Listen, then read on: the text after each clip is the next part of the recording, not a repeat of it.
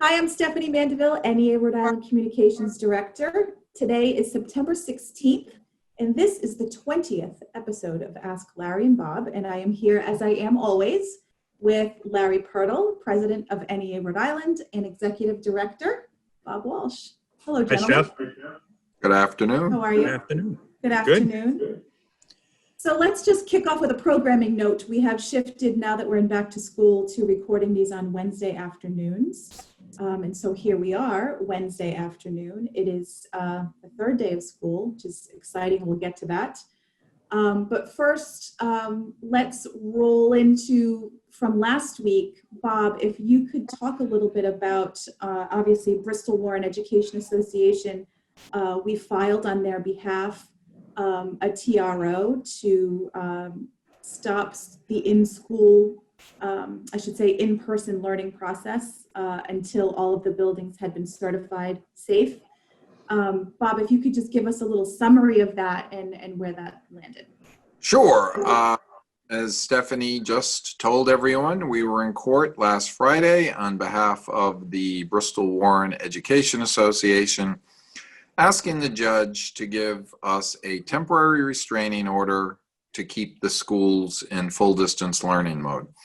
The basis of our request was an existing state law, which you've heard us talk about on past episodes and on Twitter and everywhere else, that is very simple and straightforward. It says by August 1st of every year, 4 different agencies have to certify that every school is ready to open and send that certification to the local superintendent. The Department of Health, the Department of Labor and Training through their Occupational Safety and Health Division, the local fire chief, the fire inspection role, and the local building inspector.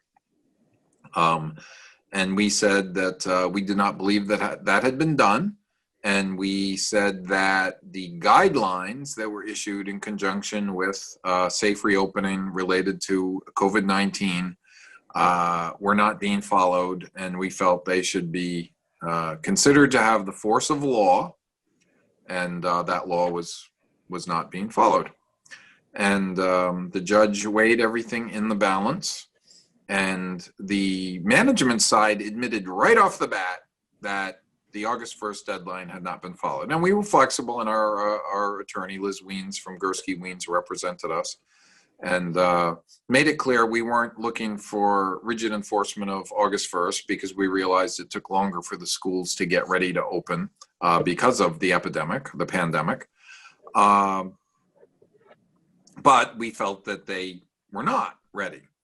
The judge noted a couple of things that are of great interest to all of us. The first is, after management admitted that that law had not been followed at all and probably hadn't been followed for years. So we've got our work cut out for us at the legislature to make sure laws like that get followed in the future. But the judge did not give the temporary restraining order because she noted that the state had never taken those guidelines and incorporated them into official regulation, which would have the power of law. So despite all the other executive orders that come down, there was no executive order from the governor, and obviously no legislative action because they haven't met, and no regulatory action, which could have happened, it did not happen, that would turn all those recommended guidelines into law.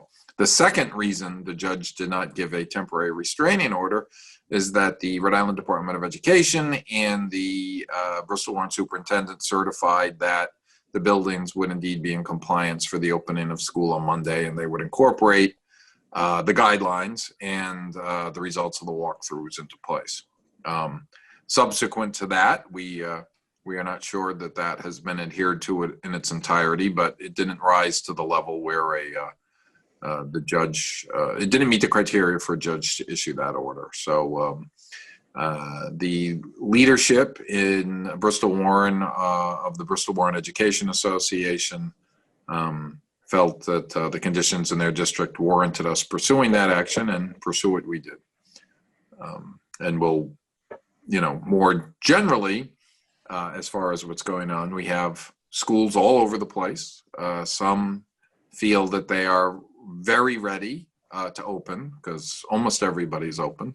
Others, like our members in Cumberland, the Cumberland School Committee had an extensive external engineering study done and felt that it would take a while for them to meet all the recommendations in that study, and they've chosen full distance learning. And we've got a lot of folks somewhere in the middle where by happenstance, the number of students who had already opted out allowed them to meet the smaller class sizes and social distancing and everything else that were recommended under the guidelines. So they are going forward on that basis. And we're monitoring it every day.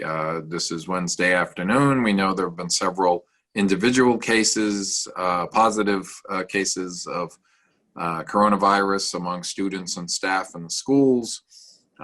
Those folks are being quarantined. The testing does seem to be in the rapid turnaround. They run, if you have symptoms and you are an educator, whether it is or a student, avail yourself to the 14 rapid testing sites specifically dedicated to folks in the public education system. They'll give you a quick result right away and then submit the sample for a more extensive testing, and the goal is to get that turned around in 48 hours. And if you are in a school where you see something that doesn't make sense from a health and safety standpoint, please let your local building rep, local president know that there's something that's amiss so that it can be remedied, or we can have people removed from the situation, because this is going to be an ongoing day-to-day monitoring system. By the time you see this, you'll have seen reports about, in one district, high school students partying together without masks last weekend, and in other districts, more cases that will be coming up. So we're going to have to stay on top of this, or we're going to be shut down again. So that's kind of the summary of that side of the ledger. And obviously, statewide, this is happening, and not just in NEARI districts. We know that walkthrough results were not as excellent as portrayed. So we know that in Providence, they protested, the PTU protested before the Board of Ed meeting, which was held last night. And Larry stood with them in solidarity because they are protesting the fact that they do not feel that their school buildings are safe, and they believe that their virtual learning academy needs some significant adjustments. I think it was Channel 12, Steph Machado had a piece that goes into detail in that, and I'll put that link into the video. But they had more than just hiccups, I would say. So Larry, if you could give us a little bit of a summary as to what happened at the Board of Ed last night and the protest that you attended prior. Well, just as you outlined, the PTU, the members of the PTU certainly are not happy about the conditions of schools that students are going to in Providence. And we know that there were a lot of issues with Providence schools prior to the pandemic, and the pandemic has just, exasperated those. A lot of their walkthroughs found a lot of issues, a lot of things still in progress to fix, a lot of no's around hand sanitizer, cleaning products, PPEs, all the things that we would expect in a building to make everyone safe right away. I think on the just not the amazing side, but just how talk about teachers and standing strong. They showed up for their kids. They were there for them on the first day, despite all their objections and concerns. And then yesterday afternoon, they were out protesting and raising those issues. And it followed into the K-12 Board of Ed meeting right afterwards. And some parents, some teachers certainly raised the issue. Students raised the issue about what's going on in the Providence schools. And we have to put health and safety first. And we've been saying that for the last 6 months. So there's a lot of issues in Providence around health and safety, making those schools safe. And I've said it before, and I was thinking it yesterday, standing in downtown Providence, a lot of businesses in Providence, and those businesses would not send their employees into schools in Providence to work. So why should we be sending students, teachers, and staff into those buildings? So this is the opportunity. We can't let this opportunity slide those schools need to be fixed. We need to send a message to those kids when they come to school that they're important. And, having modern buildings, having up-to-date buildings, making sure they're safe, certainly sends a message that we want students to have.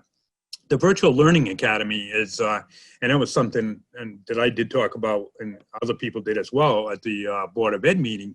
If you got 52 elementary students on a class list, think about a kindergarten class with 52 students.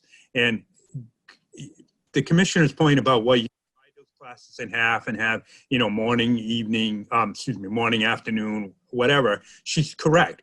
But I would argue that even 26 students is too many, and maybe if you had 26 originally and divided those in half to 13, because you're talking about Providence, you're talking about a school, you want to talk about equity, and we talk a lot about that, as we should, and RI talks a lot about that, and they should, and we need to work toward that. But the overwhelming majority of students in Providence are Black and brown.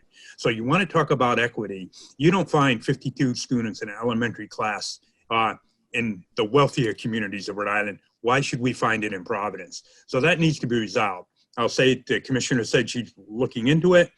She's going to make some recommendations. So hopefully that will be resolved.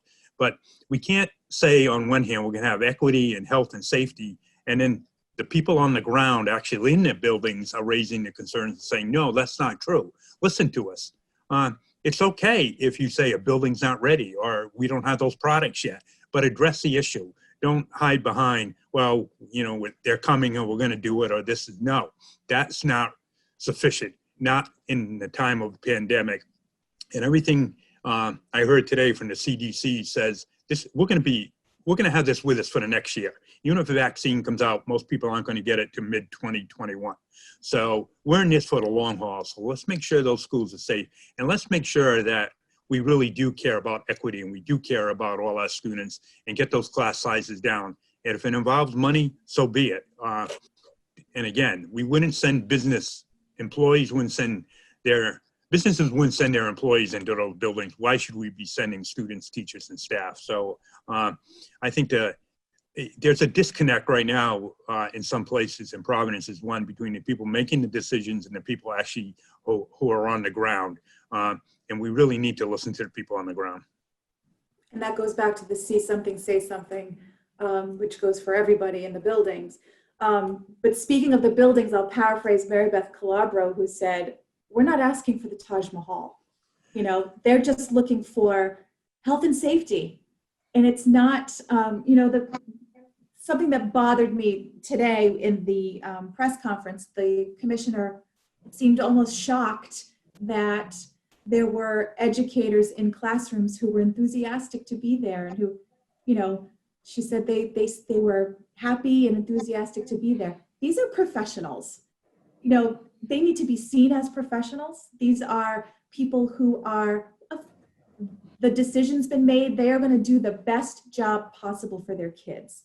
And I wanted to make sure that I said that because that bugged me. These educators are professionals and should be seen as such. Yeah, they're not going to be. They're not going to be. As I believe you said earlier, they're not going to be cowering in the corner. They're going to be there greeting their students with smiles on, and they're going to do everything possible to, one, educate them, and two, keep them safe. Even despite their own fears. And that came out yesterday in the rally. Teachers were concerned about not only their student safety, their own safety, health and safety, but they made a point. They were still there for their students. So you have 1,900 Providence teachers who are showing up, doing distance learning, whatever they're doing to educate Providence students to above and beyond everything and to the best they can do. Give them the supplies and give them the tools to do their job. I talked to one of our members, just someone that I checked in with yesterday, and she said, she's doing it. It's hard, the juggling of the distance learning families and the students in the classroom. It's new and it's hard, but they're doing it. This is a whole new thing, but let's make sure we're giving them the tools that they need to do it to the best of their ability. We are day 3 into school. As Bob highlighted, there are, we're starting to see reports of issues in a few schools. Bob also mentioned the K-12 rapid testing sites. I will put the number that you need to call if you either are symptomatic and need to get tested. I'll put that number in the body of the video. But if, before we move on to higher ed, Larry, if you want to talk a little bit about where we are, you know, we're midweek in the first week. It's, No, and I think you've said it, and we've said there are some, yes, teachers are thrilled to be back with their students, and students are thrilled, and parents are thrilled. And I saw it in my own neighborhood in Narragansett, the Monday morning, people, parents with young students waiting at the bus stop, parents walking to with students to elementary school, kids outside at Narragansett Elementary School. Things, yes, that part of it is wonderful and great and where everyone wants to be. But underlying all that is still the health and safety concerns. And we need to, as you said, people need to be very careful. We need to continue the mask wearing and enforce it. We need to continue keeping distance. And the rapid testing is very important. If you are an educator or a parent with a student and think that there's any issue at all, get the test. Because much better to get the test, find out you're negative, which would help you. But also, if you are positive, we can isolate and quarantine the people around you, other students, so they don't impact their families, teachers, staff, etc. So, yeah, day 3, I think I want to be optimistic, and you know, just like the teachers are putting on a smile and doing everything, we can do that as well. But it's also our job to point out where the problems are. And if we didn't do that, we wouldn't be doing, not only wouldn't we not be doing our job, we'd be negligent on the health and safety. So we're going to continue to monitor that. And I really believe in 2 weeks, we have a much better view and outlook. You know, as Bob said earlier, we know where there's some schools where kids are partying. That's a surprise. And they have. I don't know anything about that. Yeah, it is, you know. So, you know, in 2 weeks, we'll have a much better idea how this is all going. And hopefully, a lot of those problems that were found in the walkthrough that schools are addressing will be done during that time. And you got places like Cumberland who really took it seriously and did it correctly. We'll be opening back up for in-person, et cetera. So it's a day-to-day thing. Stay optimistic, but don't, as you and Bob both said, if you see a problem, say something. Because if you don't, that problem's just going to grow. And in this case, it's not about being over class size or even not having enough materials, et cetera, for the first few days of school. This can be this is about serious illness. So see something, say something. Thanks, Larry. Bob, can you give us a higher ed report and let us know what's going on in our higher education areas?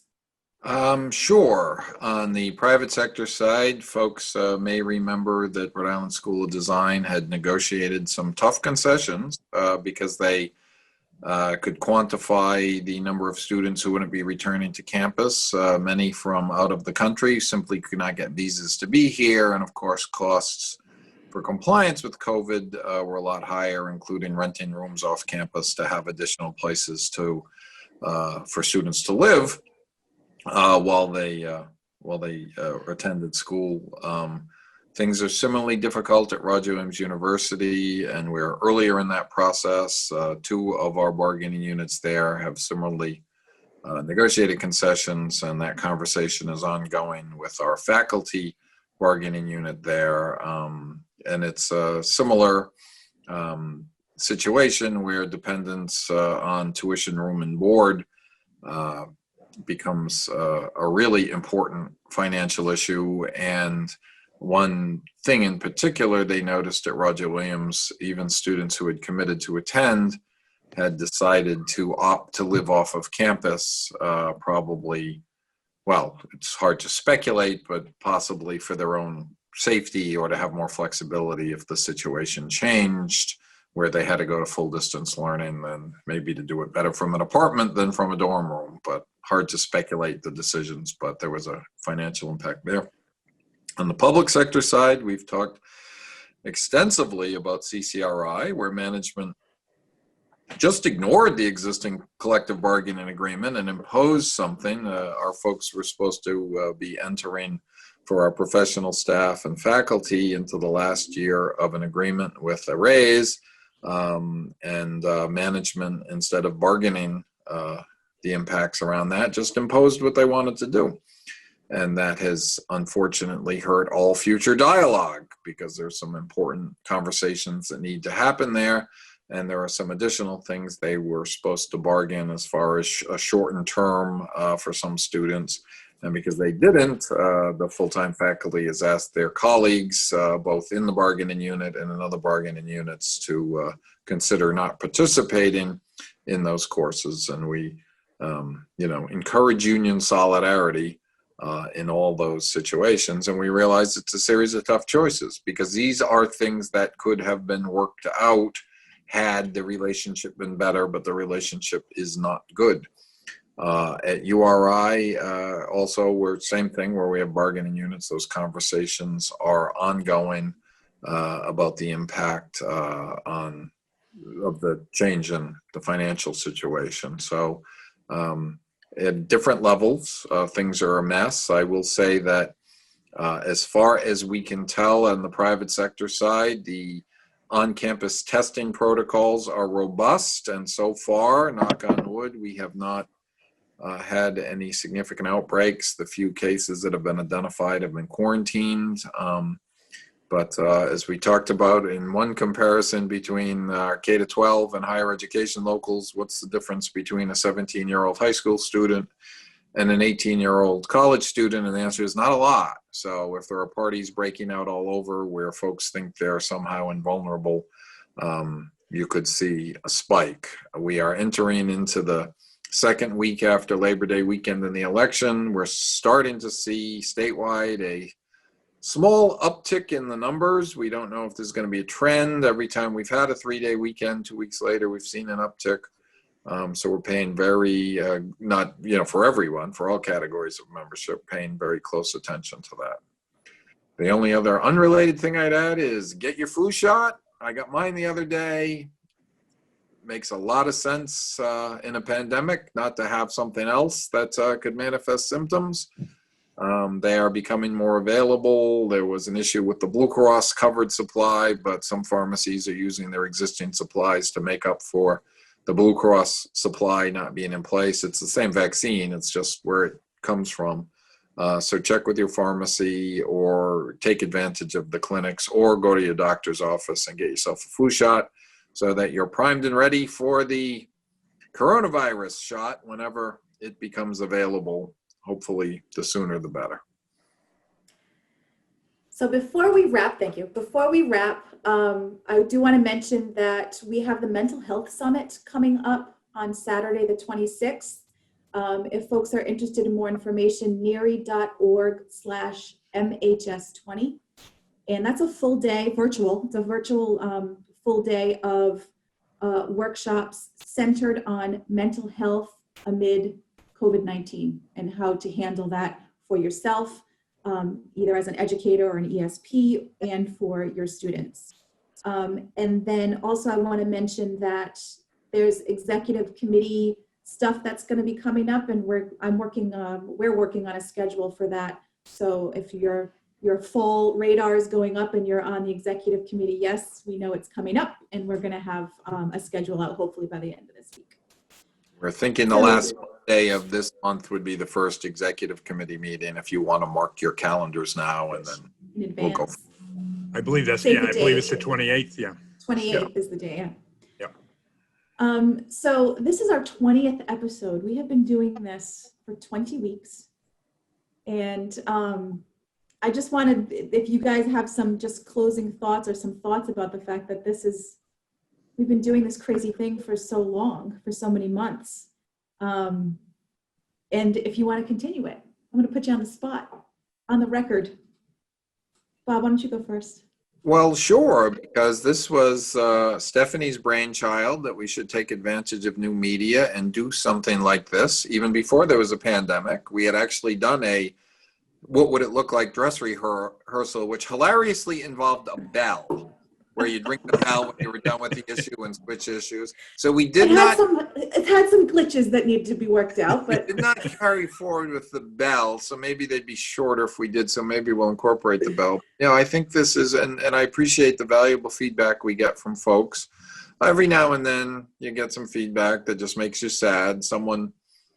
I got an email from someone who said, well, we haven't really talked about any of the issues around reopening schools in the last 5 months. And I said, well, you could watch Ask Larry and Bob, and then they claim to have binge watched all 19 episodes last weekend, and then corresponded again and said that we hadn't really said anything about reopening schools. So I think they watched, there's a cartoon called Bob and Larry, so I think they watched the wrong one. the wrong show. Maybe that's better, I don't know. But yeah, I think we should continue. And nobody wanted this situation to occur. But our folks, as Stephanie referred to earlier in the show in response to something the commissioner said, our members rise to the occasion.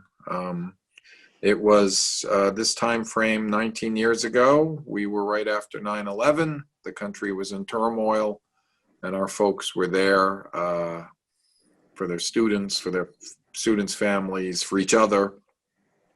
We have been through a lot in these 19 years at both the professional and personal level. We went through a still painful and devastating pension crisis.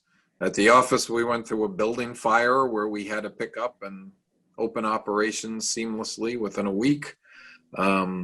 This pandemic may top them all, but we are remarkably resilient, and I appreciate the effort that all 12,000 of our members are making in that regard. It's really an impressive thing, and it really will be something.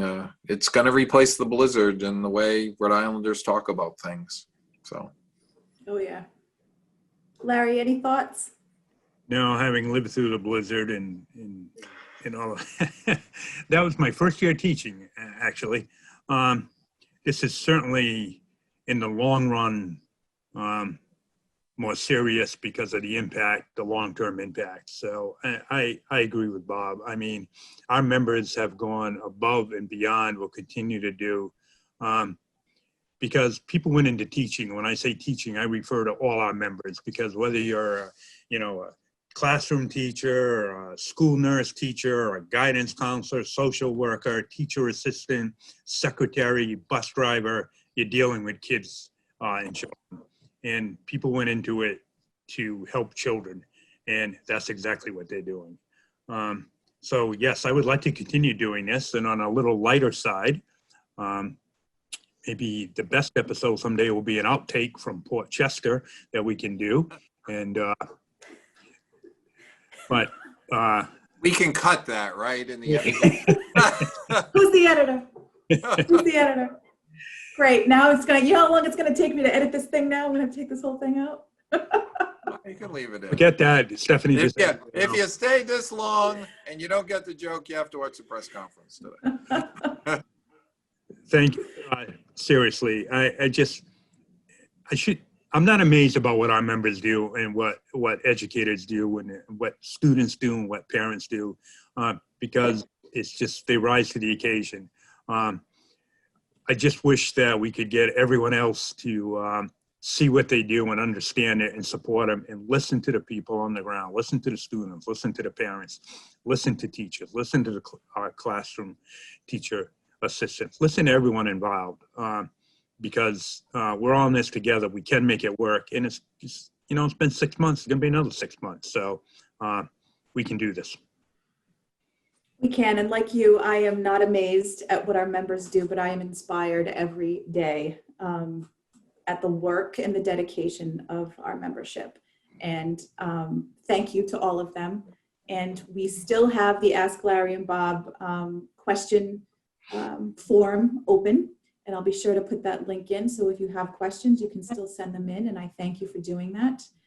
And so it's decided. We'll see you next week. Good. Recording next Wednesday at 3. That's our new time. Same channel. Same Thank YouTube. you very much. Yes. Thank you.